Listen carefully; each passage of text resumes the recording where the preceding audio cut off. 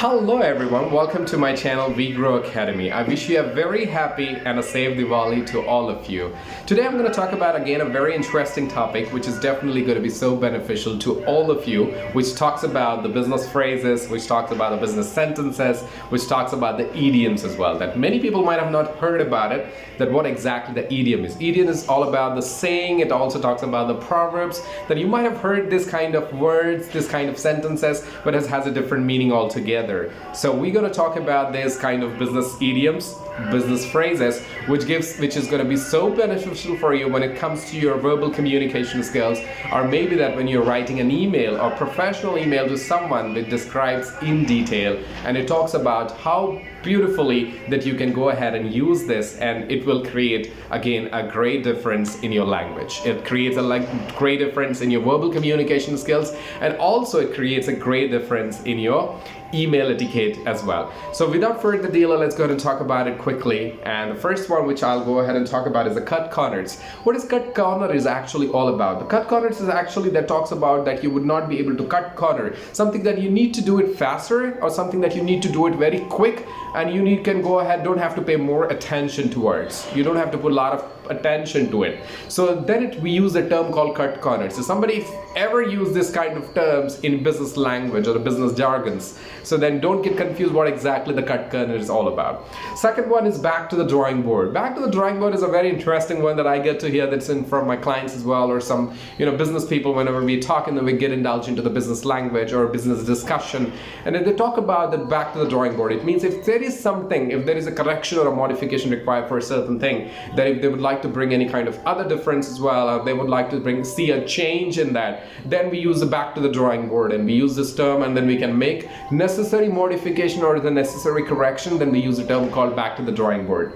Moving on, the next one that talks about workflow. You experience a lot of workflow every single day when you're working in the office, or maybe that you're doing whatever kind of a business, that you'll have a lot of workflow. When you're experiencing something that a huge workflow, or maybe that you have certain errors that you're experiencing it in the workflow, then we use the called that workflow difficulties or workflow issues. Then we use the term called workflow in the business language again, and it's also a great phrase which has also known as an idiom too.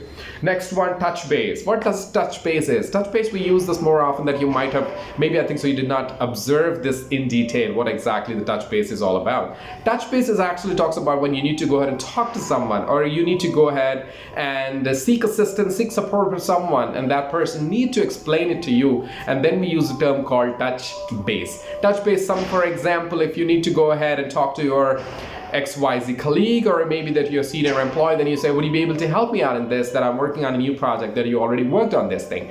Then you go ahead and touch base this. And if somebody is advising, maybe a manager, maybe a superior that says that, go ahead, why don't you go ahead and touch base with so-and-so person, and he will be able to help you out. So touch base talks about that you're seeking assistance or you're taking support from that person. Then we use that business phrase that is called touch base. Moving on to the other one that talks about reach out and keep me in the loop. Reach out, we are fully aware what exactly the reach out. You need to reach out to this person for assistance. You need to reach out to this person for further help or further details. That's called reach out. Keep me in the loop. We use this more often in the emails as well. Actually, nowadays we are fully aware of it, but how do we go ahead and say that? If you need to go ahead and understand what's going on, or the chain of communication is important, you always advise your employees, if you're a manager or your teammates, then you say that, please keep me in the loop so I understand what's going on actually, how it's progressing your project, what are the areas, or maybe that you're lacking something, maybe there are errors. I will be able to go ahead and go through this. So put me in the loop, keep me in the loop is the right statement in a business language, again in the business phrases, and it's also the idiom, actually don't get confused too.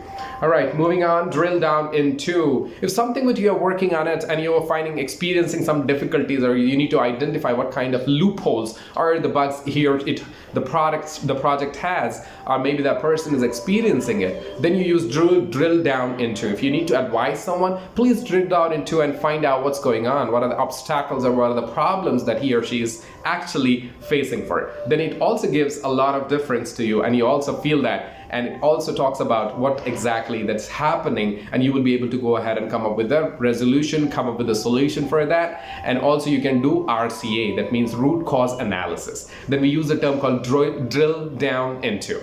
All right, moving on. As of yet. As of yet is very simple again. It talks about how as of yet we have not hired anybody. As of yet we are not planning to hire someone. Then we use this kind of business phrases.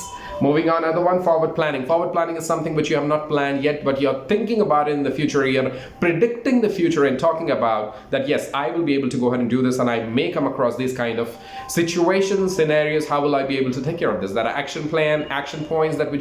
Alright, so the next one which we are talking about is the end of the day. That talks about EOD that I was talking about, right? So EOD is something that talks about that end of the day. At the end of the day, yes, you will go ahead and submit the report. You'll go ahead and do this. At the end of the day, that I'll go ahead and showcase this to you. And at the end of the day, you will be able to go ahead and take care of this, and you will see the detailed report of this one. Then we use this kind of business jargons and the business phrases at the end of the day. It's a very simple one. I don't have to explain much about it, so you'll get an idea easily.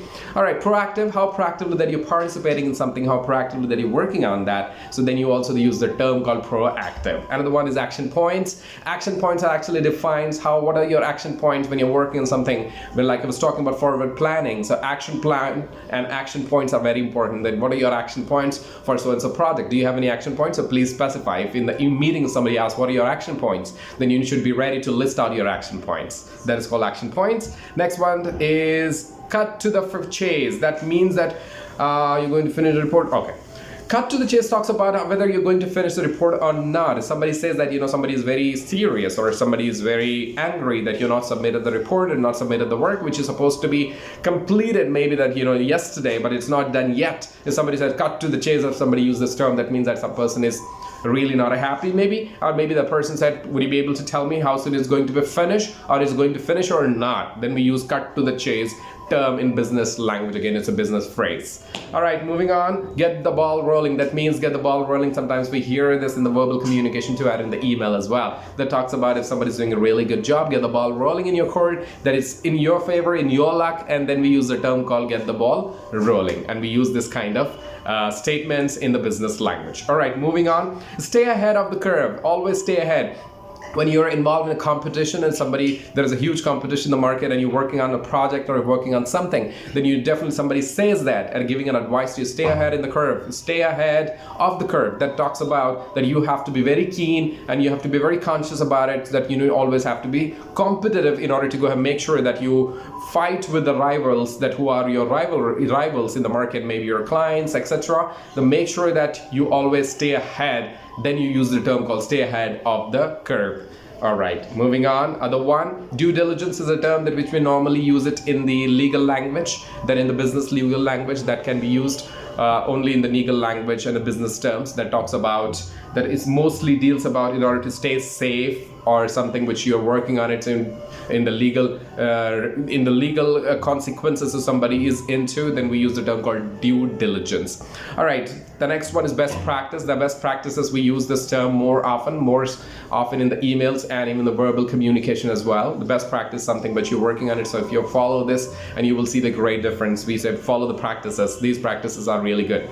All right, moving on. Upskill talk about something that you need to enhance someone. It's actually the part of the training industry. Again, upskill, we have to upskill so and so new junior employees, new hires, existing employees, senior employees. Then we use a term called upskill. We have to upskill so and so guy so that we can see the great difference in his or her language, or in his or her process information, or in the process knowledge as well. All right, moving on to the other one, dynamic. Somebody is really keen, somebody is very active, energetic, and that person is so dynamic to work on. Then we use so dynamic person, and I really like it. So then you also can go ahead and use this kind of business terms, business phrases, dynamic. Streamline is a word. Yes, you have not streamlined something that's not looking good. If somebody says you have to streamline, what does that mean? Don't get confused. You need to streamline something which is maybe, I think, so totally messed up or piled up, or maybe the people are not liking it. Then in that scenario, you can use the term called streamline. We need to streamline the process to see the difference. Then yes, streamline is a statement or a business term that we can use ahead and use this in business language. All right, go the extra mile. What does this mean? You always have to go extra mile to see the difference. Always go beyond to create a difference. He's going extra and extra mile. We use this and we can hear and we see this kind of quotation, this kind of post on LinkedIn, on professional social media platforms as well. So this actually describes that yes, you're going beyond your limits and you're making sure that the work is getting done and you're making sure that you're accomplishing your goals. Then you use the term called go beyond, and then use the term called go the extra mile. Moving on, expedite. Expedite is something that you need to faster. You need to do it faster. That means that talks about you have to expedite this process. That if somebody says in the business email, what do you respond to them? Yes, of course, I'll go ahead and expedite this process as soon as possible. Expedite is something that you need to fasten up the process. You have to faster the process. To see the difference, the faster that you do, you will be able to go ahead and complete it slowly. If somebody is doing it extremely slowly, then definitely we use this kind of statements, and it talks about extra mile, and also it also talks about the expedite the process. Down the line, yes, what is down the line? After 5 years, after 6 years, after 4 years, maybe 1 year, how do you want to see yourself down the line? 5 years, after 4 days, or after 1 week? Then we use this kind of terms, this kind of business jargons and business phrases in idioms, and it gives a different meaning altogether. We use this more often, in which you guys are fully aware of it, I believe. Down the line. All right, another one, micromanage. Micromanage also, that's something which I would not go ahead and explain much. It's going to be again a detailed topic that we'll talk about micromanagement, which is actually nowadays many people that talk about it. It just becomes a burning sensation as well. So what micromanagement is in the organizations, what exactly it deals with, how do we have to overcome with this objection if somebody has this, and many people that quit the jobs and many things happens in the micromanagement. How do we overcome with these things, and how do we have to tackle these situations, and what micromanagement is? The controlling the behavior, controlling someone, this is not going to work out in the organizations. Employees are employees, of course. So micromanagement, many people are against this. And what micromanagement is? So micromanage is also a term that many people use it in the business language as well. All right, we got a couple more. Let go. So if somebody is not performing well and the management said, let go that person, let go these people that are not doing a good job, and we also can use this kind of terms in the business language that's called let go. Last but not least, that is close of play. That means that you need to report submit. We are going to need the report by close of play Wednesday. That means that if something that you really needed for a stipulated time frame, or maybe there's so and so day that your close of play is the business phrase that we use it, and it talks about we definitely need this report by the end of this week. If there is a close of play, then we need to make sure that it should be available after a few days, or maybe after so and so day. It should be available for all of us. Then we use the business term and business jargon that's called close of play, and it's also an idiom. Again, it describes a different meaning, and it's also a saying, and it gives a different proverb and a meaning to this one.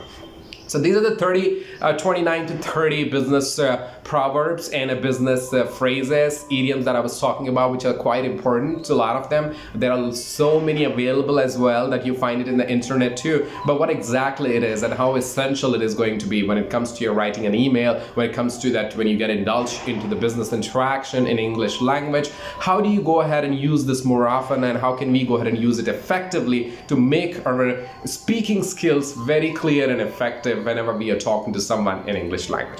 Hope that you love this video, and I hope you like this video as well. And don't forget to subscribe, share my channel with as many as people possible. So I'll see you again in the next video, guys. Thank you so much.